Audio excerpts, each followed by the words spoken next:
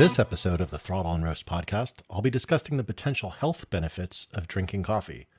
While coffee lovers enjoy the experience of brewing coffee and the delicious flavors and the variety of coffee-based beverages available, it might be good for more than your mental health. Now, let me first get out of the way, I'm not a doctor, and you should consult your own health professionals. I will make an effort to distill some of the studies, though, that I've researched into some general understandings. And check the show notes for links to the various studies to do your own research. Now, coffee is about more than caffeine. Ask anyone about the effects of coffee, and most will immediately go to caffeine.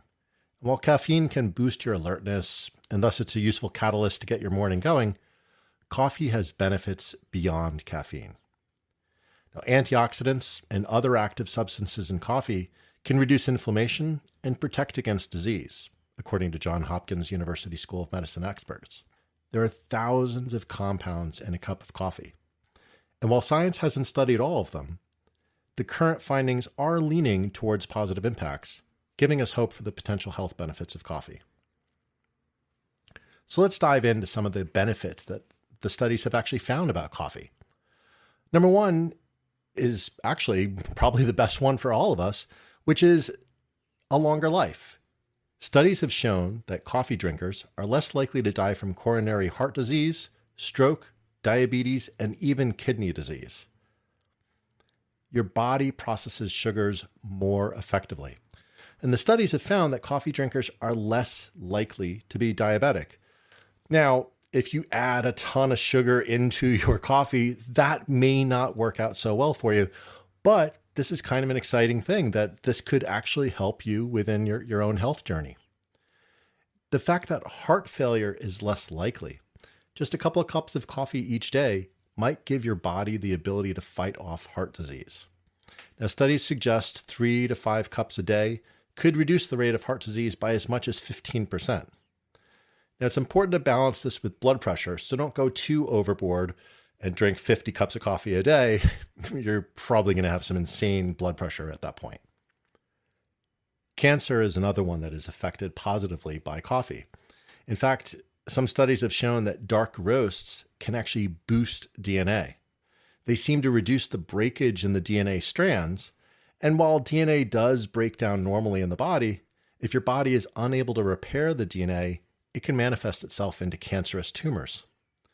And now dark roast coffee seems to reduce the occurrence of the DNA breakdowns and may reduce the likelihood of developing some cancers.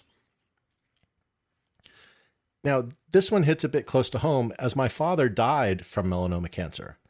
But those who drank 4 cups of coffee per day had a 20% lower chance of developing melanoma.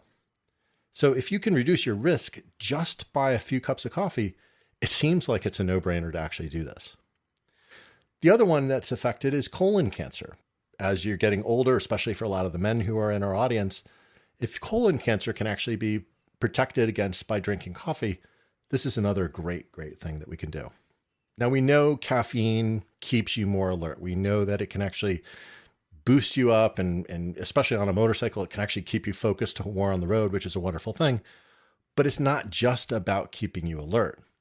In fact, regular coffee drinkers are less likely to develop Parkinson's disease. And those that have the disease seem to have better control of their movements because of drinking some coffee.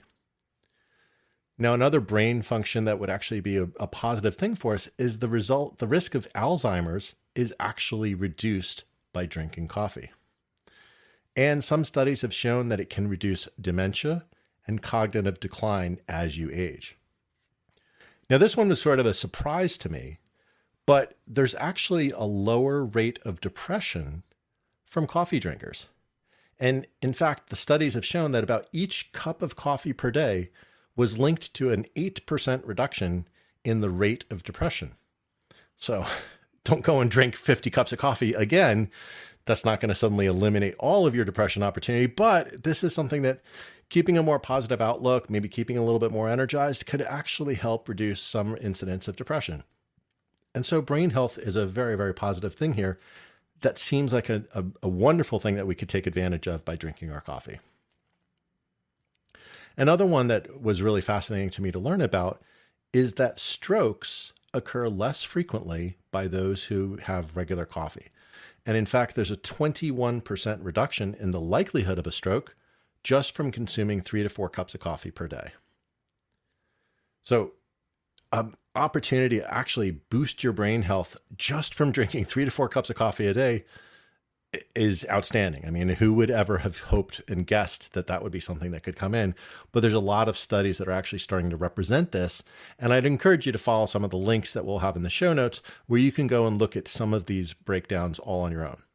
But it's not just brain health that's actually going to be improved by having coffee. Another aspect that's going to be is your liver. Your liver actually gains a protective shield by having regular coffee. And it was a 15% reduction in liver disease by just 1 cup of coffee per day, while those who drank 4 cups of coffee per day had a 71% reduction in liver disease. So huge, huge benefits for those. Now, people are probably well aware, alcohol can actually have a negative impact on the liver. So if you're combining alcohol and coffee, not necessarily in the same drink, but in general, you may not see the same results. So definitely speak to your health professional. And this one was actually interesting because there was 2 sides of the coin. And this is about weight management. At least one study has found a positive correlation with decreased body fat for coffee drinkers. Now, this might be due to maybe some increased activity from the brain boosting effects of caffeine. But hey, it's nice to know that you could actually save some weight just by drinking some coffee. So how much is enough? Well, most of the studies showed that about 3 to 5 cups a day, or a maximum of 400 milligrams of caffeine, have the positive benefits that we've discussed. But watch what you add to your coffee. Too much sugar can have negative health impacts. So maybe avoid all of that extra syrup that you're putting into your espresso drinks at your Starbucks. Now, there's another study that I mentioned with the weight management that actually runs a little contrarian to this. And this is that your DNA could affect your results.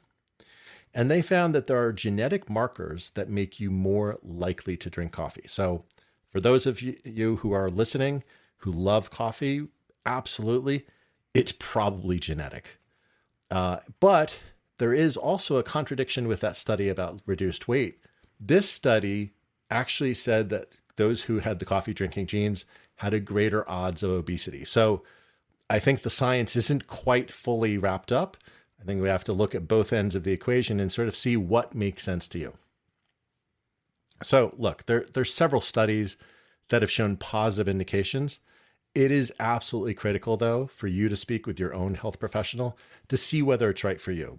As I said earlier, I am not a doctor, so I can't speak for you in terms of what's going to be right for your particular situation. But I do think it's interesting that maybe the reason you love coffee as much as you do is perhaps that you're genetically predisposed to it. Apparently, I am in that group, so I say keep calm and drink coffee. Thanks for listening.